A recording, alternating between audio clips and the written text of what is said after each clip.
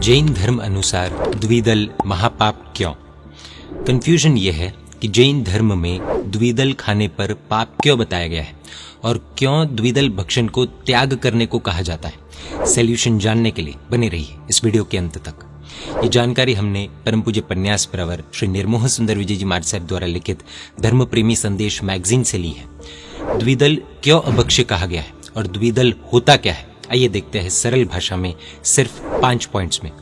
Point number 1, द्विदल क्या होता है वो हम पॉइंट नंबर 2 में देखेंगे। उससे पहले एक घटना देखते हैं। एक बार एक प्रतिष्ठित जैन भाई भोजनालय में भोजन करने बैठे थे, तभी उन्होंने छाछ मंगवाई। पास में बैठे जानकार जैन भाई ने उन्हें तुरंत भोजन की थाली पर ही टोक दिया कि कच्चे दही से बनी छाछ भी कच्ची रहती है और उसे दाल दलहन से बनी हुई कोई भी भोजन सामग्री के साथ खाने पर द्विदल का महापाप लगता है।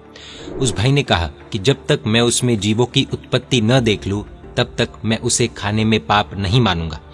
उस वक्त तो उन्होंने विवेक का उपयोग रखते हुए नहीं खाया, लेकिन बाद में वो प्रयोगशाला में ताज़ा दही एवं ताज़ी बनी हुई मटर की सब्जी लेकर पहुंचे। दोनों चीजें चेक की गई और दोनों ताज़ी और जीवों के बिना की थी, लेकिन जैसे ही दोनों का मिलन किया गया, यानी कि जैसे ही दोनों को मिक्स किया गया, लैब की मशीन्स में बड़े बड़े जीवों की उत्पत्ति होती स्पष्ट दिखाई पड़ी। दही में मानो सफेद रंग के माइक्रोस्कोप में दिखाई देने वाले कीड़े पैदा हो गए। इस एक्सपेरिमेंट के बाद उन्होंने ये बात स्वीकार की और उस दिन से उन्होंने जीवन भर के लिए द्विदल का पाप छोड़ दिया। पॉइंट नंबर 2, अब जानते हैं कि आखिर द्विदल यानी कि क्या। जिसके 2 दल हो सकते हैं या होते हैं, ऐसी तमाम दाल जैसे कि मूंग, मसूर, उड़द, राजमा, अरहर यानी कि तुअर, चना, मोंट, चौला, हरी चौली, बटाना यानी कि मटर, मेथी, मेथी की भाजी, कुल्थी, चने की दाल आदि दाल दलहन को कच्चे दूध एवं कच्चे दही एवं कच्ची छाछ के साथ मिलाने पर उसमें तत्काल यानी कि तुरंत बेइंद्रिय जीवों की उत्पत्ति और वृद्धि हो जाती है, जिसे खाने अथवा खिलाने पर उन जीवों की हिंसा का भयंकर महापाप लगता है। इसे द्विदल कहा जाता है। जैन दर्शन में 22 अभक्ष्य में द्विदल का वर्णन आता है। बेइंद्रिय जीव यानी कि केचुआ, स्नेल, लट, वर्म्स आदि जीव, ऐसे ही बेइंद्रिय जीव द्विदल में तुरंत उत्पन्न हो जाते हैं। फर्क सिर्फ इतना है कि कुछ जीव आंखों से दिख जाते हैं और कुछ इतने छोटे होते हैं कि जो हमारी आंखों से डायरेक्टली नहीं दिखते। यहाँ पर आंखों से नहीं दिखने वाले लेकिन माइक्रोस्कोप में दिख रहे जीव पैदा हो जाते हैं। हुबली के एक बड़े लैब में जब द्विदल को माइक्रोस्कोप में देखा गया तब ऐसा भयानक नजारा देखने को मिला।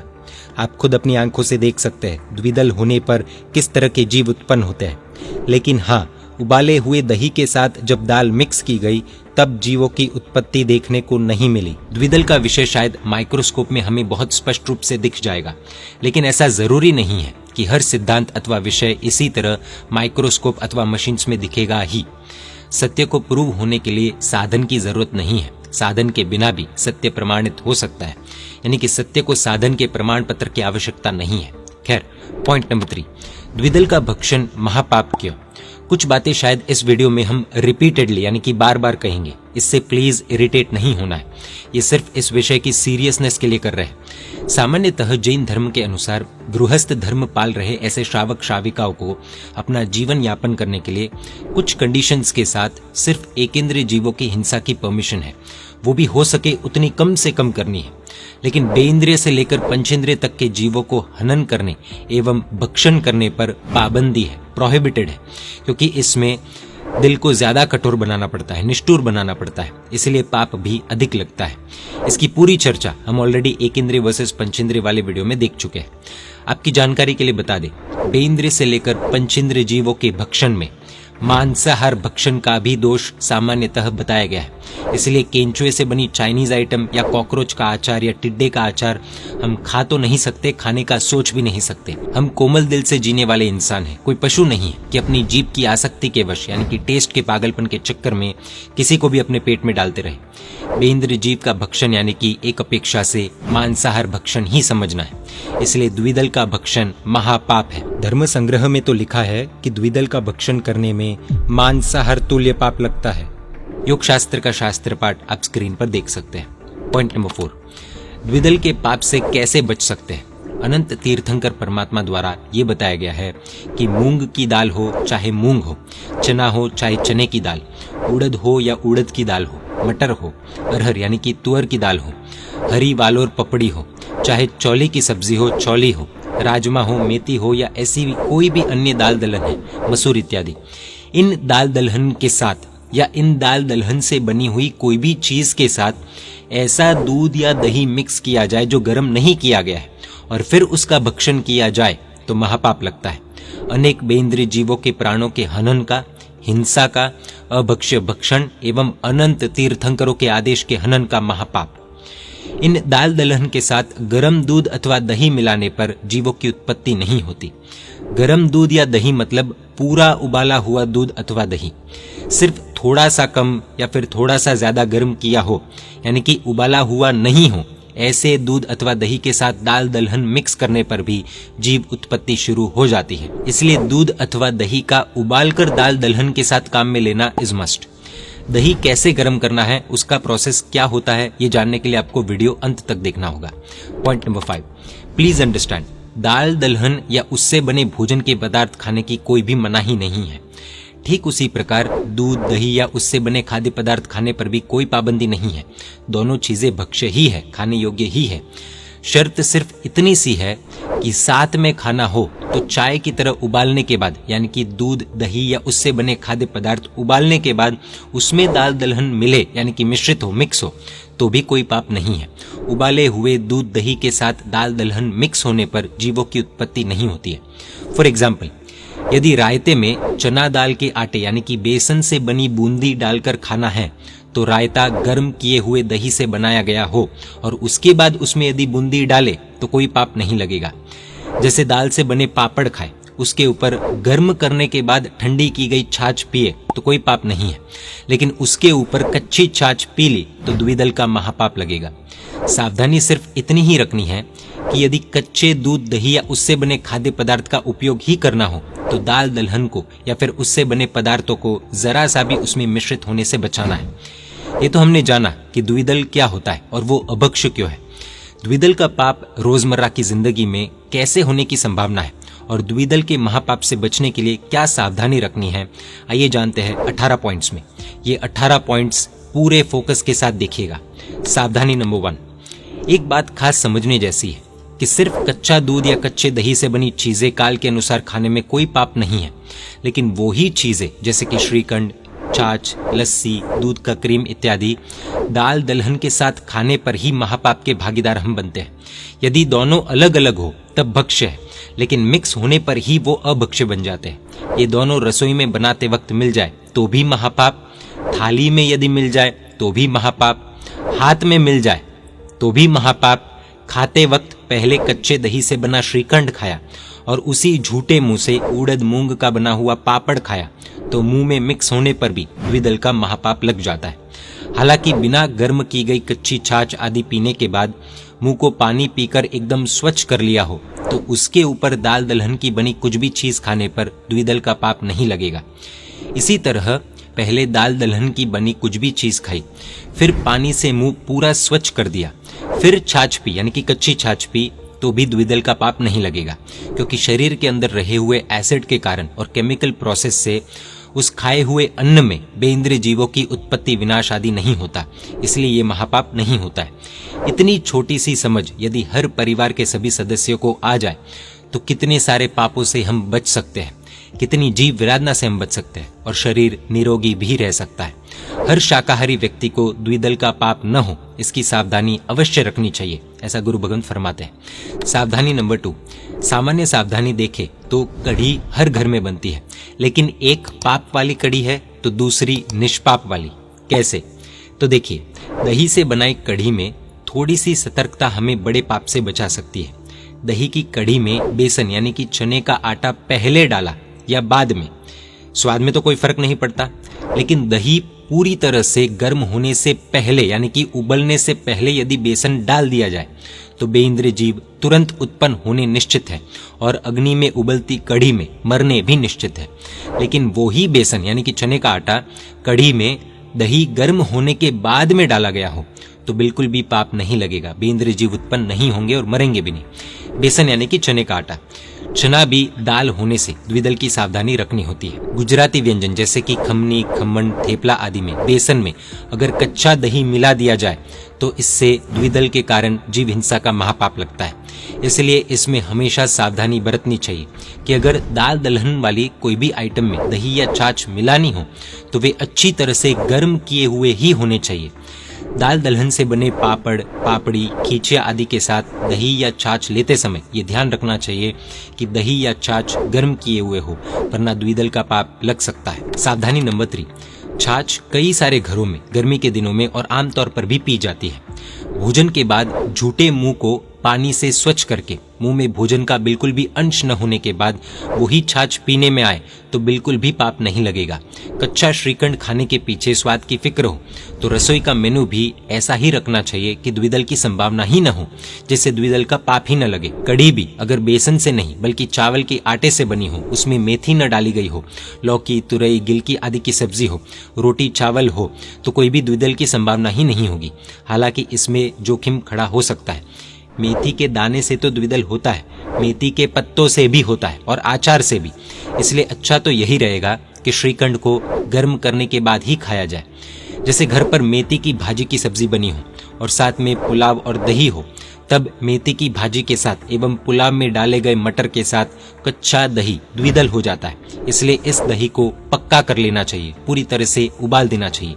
पक्का यानी कि पूरा उबाला हुआ दही।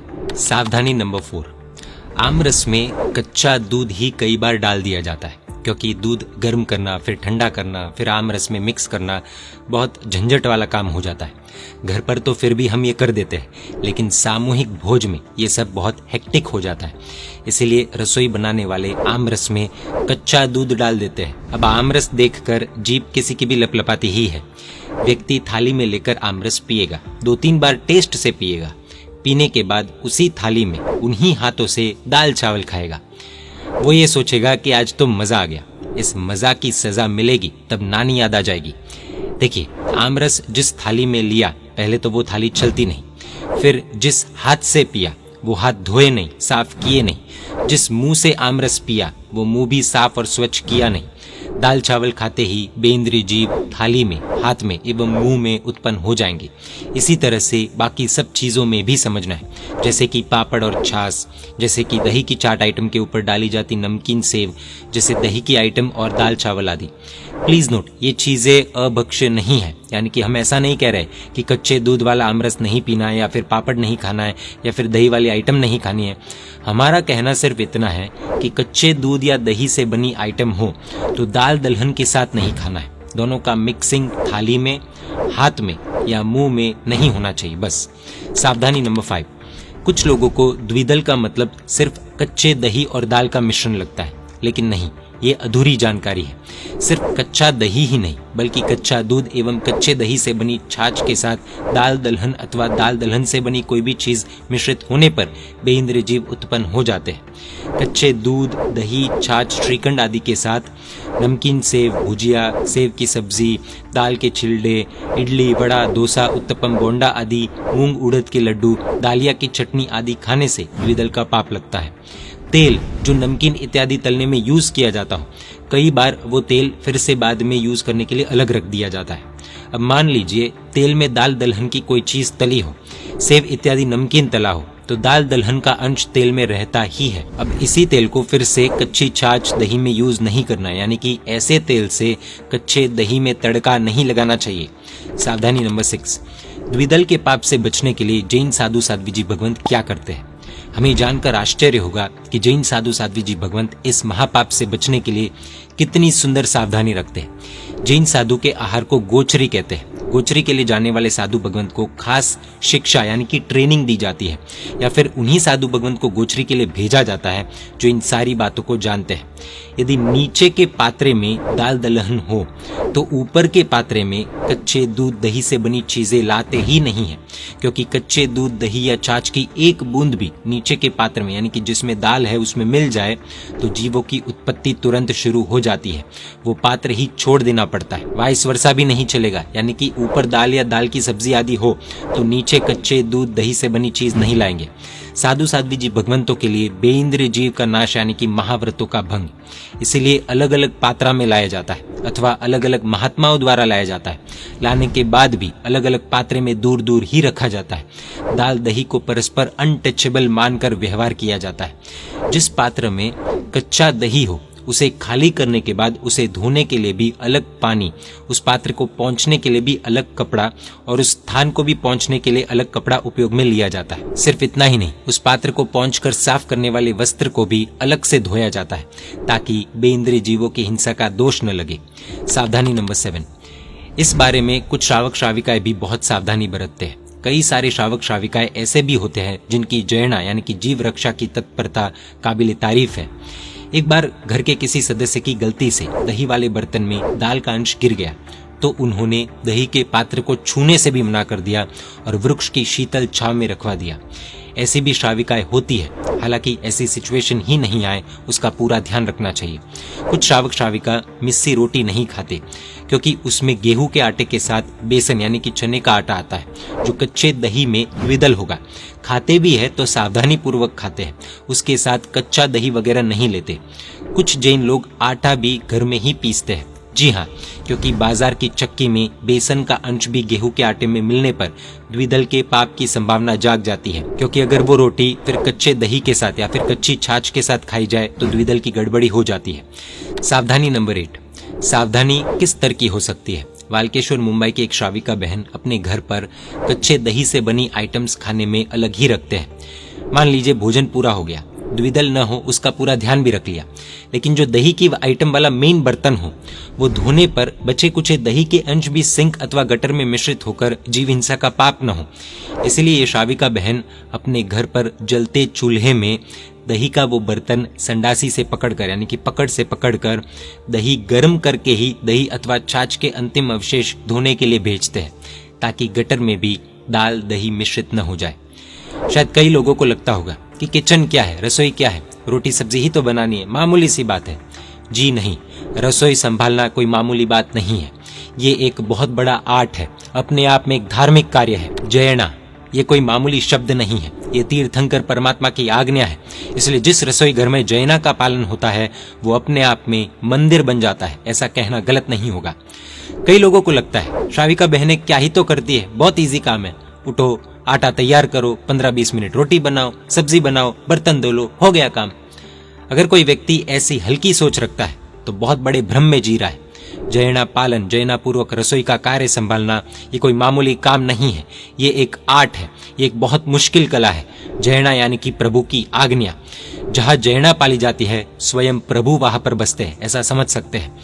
विश्राविका बहनों को आज हम अंतर्मन से धन्यवाद कहना चाहते हैं, वंदन करना चाहते हैं, जो इतनी सूक्ष्म जयना का ध्यान रखकर पूरे परिवार को अभक्ष भक्षण से, बेइंद्रिय जीवों की विराधना से और परमात्मा की आज्ञा का भंग होने से बचा लेती है। इसलिए श्राविकाओं को खास कहा जाता है कि शादी से पहले या रसोई का कार्य संभालने से पहले जीव विचार जयना आदि की जानकारी अवश्य पढ़ लेनी चाहिए ताकि पता चले कि जयना किस किस तरह से पाली जाती है। सावधानी नंबर 9, आजकल कई परिवारों में, जैन परिवारों में भी होटल में खाना एक रेगुलर रूटीन जैसा हो गया है। हो सकता है ये बात सुनकर कई लोगों को झटका लग सकता है, कड़वा भी लग सकता है, लेकिन सच्चाई हमें पता होनी चाहिए। हमें शायद ऐसा लगता है कि होटल में जैन फूड कह दिया तो जैन फूड हो जाता है। जी नहीं, इस भ्रम में हमें नहीं रहना चाहिए। होटल में खाना या नहीं खाना वो व्यक्तिगत निर्णय हो सकता है, लेकिन हमारी मान्यता कम से कम क्लियर होनी चाहिए। होटल में द्विदल की संभावना बहुत अधिक हो जाती है क्योंकि होटल वालों को द्विदल का कोई भी ज्ञान ही नहीं होता। वहां दही गर्म नहीं किया जाता। होटल में बनाने वाला कोई जैन श्रावक या श्राविका नहीं है, या बनाने वालों के ऊपर कोई जैन श्रावक या श्राविका नहीं है, ना ही उन्हें जयना की जानकारी है। पानी छानना तो बहुत दूर का रहा, कच्चे दूध दही के साथ दाल दलहन मिश्रित न हो इसकी संभावना न के बराबर हो जाती है। ऐसी सावधानी वो क्यों रखेंगे? और इसीलिए होटल में दाल दलहन के बर्तनों के साथ कच्चे दूध दही के बर्तन का परस्पर मिलना, छींटे उड़ना आदि के चांसेस एक्सट्रीम रहते हैं। इससे द्विदल के चांसेस एक्सट्रीम हो जाते हैं और द्विदल यानी कि एक अपेक्षा से मांसाहार ही समझना है। हम होटल में कहने के लिए भले ही जैन फूड कह दे, लेकिन उस किचन में अगर द्विदल हो रहा है तो एक अपेक्षा से मांसाहार ही समझना है। सोशल मीडिया प्लेटफॉर्म्स पर भी कई लोग कच्चे दही के साथ दाल दलहन मिक्स की हुई रेसिपीज बताते हैं जिसमें द्विदल की गड़बड़ होती है, और इसीलिए ऑनलाइन रेसिपीज देखकर बिना जैना का ध्यान रखे, बिना उपयोग रखे यदि कॉपी करेंगे तो ऑफलाइन में द्विदल होने की बहुत बड़ी गड़बड़ी होगी ही। इसलिए सावधानी रखनी है, सतर्कता रखनी है। आयुर्वेद में भी उड़द दही को मिक्स करके खाने में विरुद्ध आहार का दोष बताया गया है। हालांकि स्वास्थ्य की दृष्टि से हानिकारक है इसलिए मना किया है, लेकिन यदि हम धर्म की दृष्टि से, जैना की दृष्टि से, प्रभु आज्ञा की दृष्टि से देखें तो जिन आज्ञा पालन का लाभ भी मिलेगा।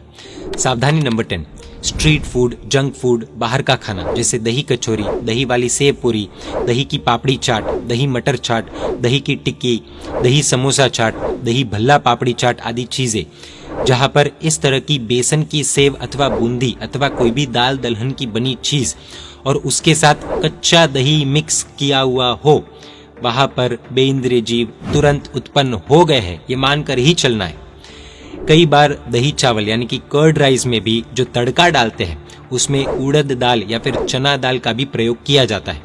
इसलिए यदि द्विदल के पाप से बचना हो तो ऐसे दही चावल में दही पहले गर्म करके फिर उपयोग करना चाहिए। कई लोग ऐसे होटल के या फिर शादी के भोज के दही चावल यानी कि कर्ड राइस को भी जैन फूड समझकर खा लेते हैं। होटल में दही गर्म करने की झंझट कोई नहीं करेगा। बड़े सामूहिक भोज में भी इसकी बहुत बड़ी संभावना हो जाती है कि रसोईया दही गर्म नहीं करेगा, इसलिए उसमें बेंद्र जीव खा रहे हैं ये मानकर ही चलना चाहिए। जैन भोजनशाला में भी यदि इस तरह के दही चावल यानी कि कर्ड राइस हो तो आप रसोई में जाकर या फिर रसोई के किसी सेवा कर्मचारी से बोल्डली पूछ सकते हैं कि क्या दही चावल में दही डालने से पहले गर्म किया था या नहीं। यदि जवाब हाँ में हो और अगर आपको फिर भी सही न लगे, सेटिस्फैक्शन न हो, तो आप सेफर साइड में दही चावल खाना अवॉइड कर सकते हैं।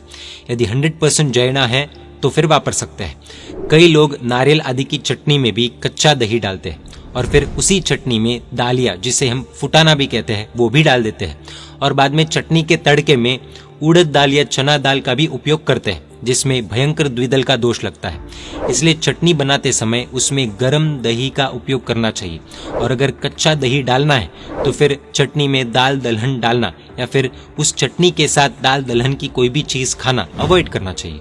सावधानी नंबर 11, गुरु भगवंतों का कहना है कि कम से कम सब लोग इतना तो प्रण ले कि द्विदल के महापाप से बचने के लिए इसकी सूक्ष्म बातों को किसी ज्ञानी सदगुरु के पास बैठकर अवश्य समझेंगे। और यदि द्विदल का पाप धर्म के क्षेत्र में अथवा किसी भी क्षेत्र में हो रहा है तो उसे रोकने के पूर्ण प्रयास करेंगे। हमारे रुकवाने पर भी कोई नहीं रुकेगा तो हम उस तथाकथित धार्मिक भोज का पूर्ण रूप से बहिष्कार करेंगे। दही या दूध को बिना उबाले ही डाल दिया गया हो, ऐसे दही वड़े, ऐसे क्रीम सलाद, आम रस, छाछ, श्रीखंड, बूंदी दाने का दही का रायता, दही की दिल्ली चाट इत्यादि नहीं खाएंगे और ना ही अन्य को खाने देंगे। मसूर, राजमा, मोंट, मूंग, उड़द, अरहर, कुल्थी, मेथी दाना, तुअर, चना, चौली, मटर इत्यादि दाल दलहन यानी कि जिसके 2 दल तोड़ने पर होते हैं उससे बने कोई भी खाद्य पदार्थ को कच्चे गोरस से दूर रखेंगे, यानी कि दूध दही से दूर रखेंगे। पूज्य गुरु भगवंत कहते हैं कि धार्मिक अथवा कोई भी सामूहिक भोज, यहाँ तक कि शादी के भोजन में भी द्विदल का पाप न हो, इसलिए जहाँ भोजन तैयार हो रहा हो वहाँ बर्तन दूर दूर ही रखने चाहिए। और जैना का पालन करवाने के लिए 1-2 जानकार व्यक्ति को हमेशा उधर हाजिर रहकर नजर रखनी चाहिए। हर संघ में कुछ लोगों को विशेष जैना की ट्रेनिंग लेनी चाहिए ताकि जब भी उस शहर अथवा गांव में कोई भोजन का कार्य हो तो वे लोग ड्यूटी दे सके। ऐसे कड़क श्रावक एवं श्राविकाएं हर संघ में तैयार होने चाहिए। सावधानी नंबर 12, मुंबई के मलाड के विजयभाई दाड़ी नाम के सुश्रावक ने एक किस्सा बताया था। सुबह की नवकारसी यानी कि नाश्ता एक संघ में था। दूसरी बार महात्मा चाय बोहरने के लिए चौके में आए। उस वक्त चाय खत्म होने के कारण दूसरी बार की रखी हुई थी और उसमें अभी अभी कच्चा दूध डाला गया था जो पूरा उबला भी नहीं था। जल्दी जल्दी में किसी अज्ञानी व्यक्ति ने महात्मा को गैस पर रही बड़ी भगोनी में से जग भरकर चाय बोहरा दी। तभी पीछे पीछे ये श्रावक विजय भाई दौड़ते हुए गए और महात्मा को सतर्क किया कि अभी आप जो चाय ले गए हो वो बेसन से बनी सेव या गांठिए के साथ मत लेना, द्विदल हो जाएगा। इसलिए अलग से चाय पी लेना क्योंकि चाय में डाला गया दूध अभी कच्चा है। गुरु भगवंत ने उस श्रावक की जैना को नमस्कार किया। सावधानी नंबर 13, अब व्यक्तिगत रूप से देखें तो कई लोगों के दांत ऐसे होते हैं कि दांतों के बीच खाना फंस जाता है। कुल्ला करने के बाद भी मुंह यदि साफ नहीं होता तो ऐसे व्यक्तियों को दाल दलहन की चीजें खाने के बाद कच्चा दूध या कच्चा दही आदि अवॉइड करना चाहिए। इन शॉर्ट सबसे बेस्ट सोल्यूशन यही है कि दही को गर्म कर दो, फिर सावधानी रखने की झंझट ही नहीं। फिर से एक बार कह देते कि गर्म यानी कि थोड़ा या ज्यादा गर्म नहीं, पूरा उबालना चाहिए।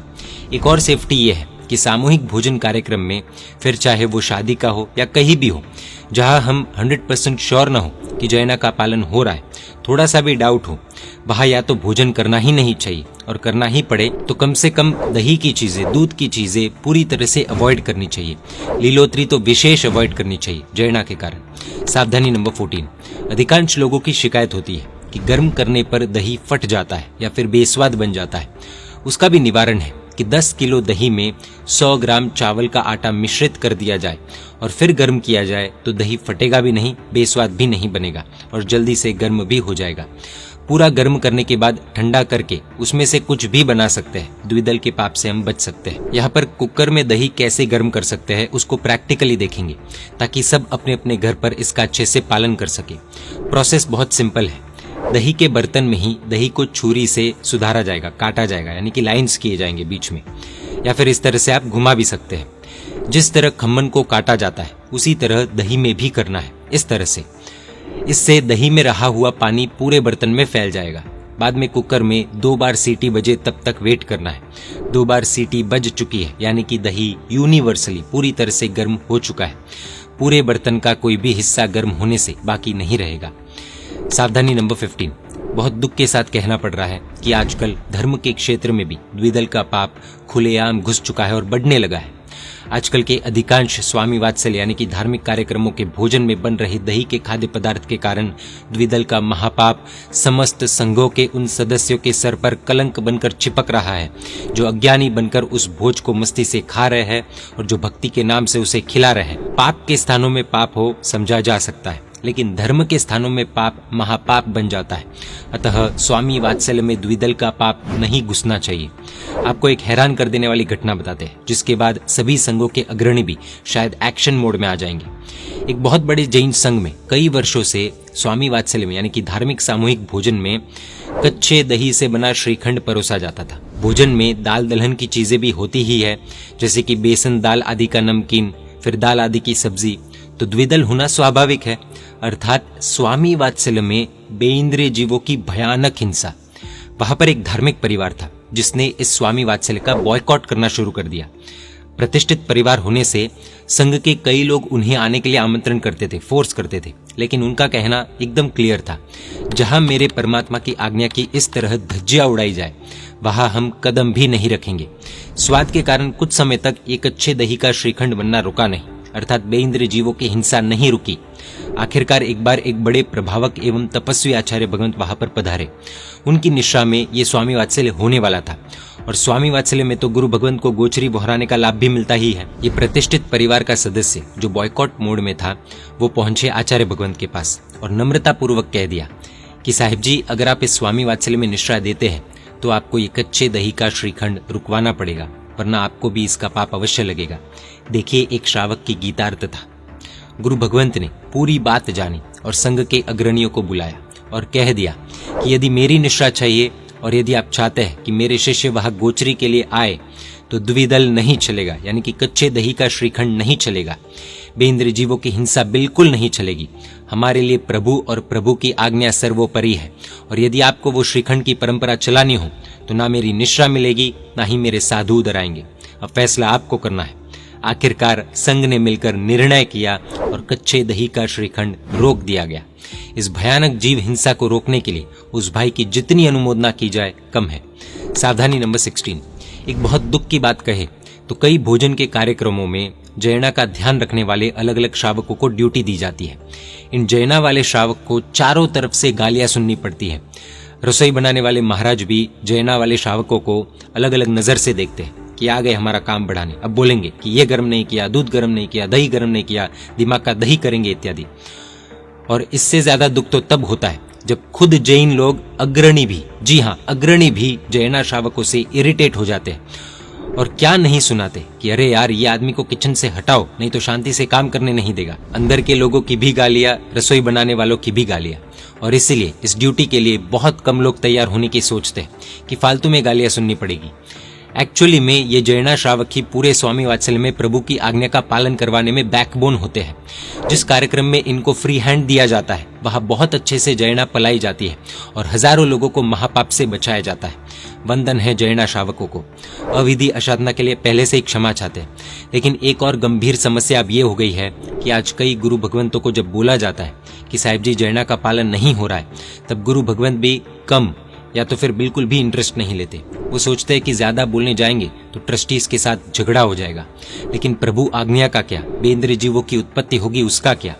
ये माहौल जिन शासन के भविष्य के लिए कितना सही है, सोचने जैसा है। सावधानी नंबर 17। हम जब ये कहते हैं कि जयना का पालन नहीं हो रहा है तो आइटम्स कम कर देनी चाहिए, क्या जरूरत है 50-50 आइटम्स बनाने की, तब कई लोगों को मिर्ची लग जाती है। भोजन को भी प्रदर्शन का विषय बना दिया गया है। एक तरफ जहां हमारे साधर्मिक भूखे सो रहे हो, दूसरी तरफ अपने अहंकार का प्रदर्शन करने के लिए 50-50 आइटम्स शादियों में धार्मिक भोजन में रखना कितना उचित लगता है। कई लोगों को ये बातें कड़वी लगने लग जाती है, लेकिन ये वास्तविकता है कि जितनी ज्यादा आइटम्स उतनी जयना के चांसेस कम। और इसी कारण से श्रमण सम्मेलन में 11 आइटम्स के लिमिटेशन की घोषणा की थी। लेकिन बड़े दुख के साथ ये कहना पड़ रहा है कि आज बहुत कम जगह इसका पालन हो रहा है। खुद के प्रदर्शन के चक्कर में जयना का पालन न करके खुद तो पाप करते ही है, स्वामी वात्सल्य में आने वाले लोगों को भी अप्रत्यक्ष रूप से पाप करवाकर महापाप के भागीदार बनते हैं। चैत्र सुदी 13 यानी कि भगवान महावीर स्वामी के जन्म कल्याण के निमित्त जो भोजन का कार्यक्रम रखा जाता है, आज भी कई जगहों पर उसका भोजन एक दिन पहले की रात में ही बनाया जाता है। आप खुद अपने अपने संघों में जाकर चेक कर सकते हैं। सावधानी नंबर 18। बूंदी दाने का रायता, दही बड़ा, दही का रायता, दही से बनी चाट आइटम्स एवं कच्चे दूध से मिश्रित आम रस, कच्चे दही से बना श्रीखंड या छाछ, कच्चे दही से बनी इडली डोसा की चटनी अथवा क्रीम सलाद। अनगिनत आइटम्स ऐसे हैं जिनमें कच्चे दूध और कच्चे दही का प्रयोग धड़ल्ले से हो रहा है। और अधिकांश हलवाइयों से जब गुरु भगवंत बातों बातों में पूछते हैं तब वो कहते हैं कि दही गर्म करना झंझट है या फिर दही गर्म करना सबके बस की बात नहीं है। स्वामी वात्सल्य शादी के जीवन आदि सामूहिक भोजन में अधिकांश जगह आमरस पिलाना भक्ति माना जाता है, मगर उस आमरस में कच्चा दूध मिलाकर द्विदल के पाप से भक्ति तो नहीं लेकिन कम भक्ति जरूर हो रही है। आमरस के कारण द्विदल का पाप किस तरह लग सकता है वो हम ऑलरेडी 4th पॉइंट में देख चुके हैं। ये विषय पर जब वीडियो बना रहे थे तब व्यक्तिगत रूप से मेरा 4 फंक्शंस में जाना हुआ था और चारों फंक्शंस में पुलाव और बाजू में दही का रायता रखा गया था। पुलाव में मटर भी थे और बाजू में दही, यानी कि मिक्स होने पर क्लियर द्विदल का पाप। तो मैंने कर्मचारियों से पूछा कि क्या आपने दही गर्म किया था क्या, तो उन्होंने साफ साफ मना कर दिया। और इनमें से एक फंक्शन तो धार्मिक परिवार के यहाँ का था और सभी लोगों ने जमकर खाया। तो ये सब हमने जाना कि किस तरह से रोजमर्रा के जीवन में द्विदल का पाप लगने की संभावना होती है और इसे टालने के लिए क्या सावधानियां रख सकते हैं। यहाँ पर एक रोचक घटना जानने जैसी है। एक दुकानदार ने किसी को एक रोचक किस्सा सुनाया था। एक ग्राहक खुद के यहाँ रखी मुर्गियों के लिए उस दुकानदार के पास से बहुत सारा घटिया क्वालिटी वाला खाद्यान्न, दाल, दलहन, उड़द इत्यादि खरीदता था। दुकानदार ने पूछा कि मुर्गियां ये खा लेती है क्या? उस ग्राहक का उत्तर था कि वैसे तो ये घटिया किस्म का सड़ा हुआ ये अन्न पहले नहीं खाती थी, मगर बाद में मैंने उसमें छाछ दही मिलाकर देना शुरू किया और आप आश्चर्य करेंगे, जो दाल दलहन को देख मुर्गियां मुंह फेर लेती थी उसमें दही छाछ मिलाने के बाद से वो बड़े चाव से इसे खा लेती है। उसे ये मिश्रण बहुत ही स्वादिष्ट लगता है। दही छाछ इसमें मिलाया नहीं कि तुरंत खाना शुरू। समझदार लोग कम से कम अब समझ गए होंगे, मुर्गे मुर्गियों की मुख्य खुराकी कीड़े होते हैं। हम मुर्गे नहीं हैं कि कच्चे दही दाल के मिश्रण यानी कि द्विदल से पैदा हुए कीड़े अपने मुंह में डाले, अपने पेट में डाले। यदि कर्म सत्ता के कसाई की छुरी से बचना हो तो द्विदल त्याग की धर्म सत्ता की शरण में जाना ही पड़ेगा। कर्म सत्ता के हाथों मुर्गा बनना है या धर्म सत्ता के माध्यम से मानव, चुनाव हमें ही करना है। कई लोगों को शायद ऐसी बातें रेस्ट्रिक्शंस लगती है, लेकिन जो अपने आत्मा के हित का सोचते हैं उन्हें ये बातें प्रोटेक्शन लगेगी। जैसी दृष्टि वैसा दृष्टिकोण। अरे रे, जैन धर्म में कितने रेस्ट्रिक्शंस है, हे भगवान अब ये द्विदल। ऐसा बिल्कुल भी नहीं सोचना है। परमात्मा हमारे हित चिंतक है। प्रभु हमारे सुखों के दुश्मन नहीं है, मगर वे हमें पापों से बचाना चाहते हैं। वो पाप जो करने में बहुत आनंद आता है लेकिन भविष्य में बहुत दुखदायी हो जाते हैं। कच्चे दूध दही के सुखों से नहीं, मगर उससे होने वाले पापों से ही प्रभु हमें बचाना चाहते हैं। क्या हम बचना चाहेंगे? फैसला हमें ही करना होगा। जय जिन शासन, जय महावीर।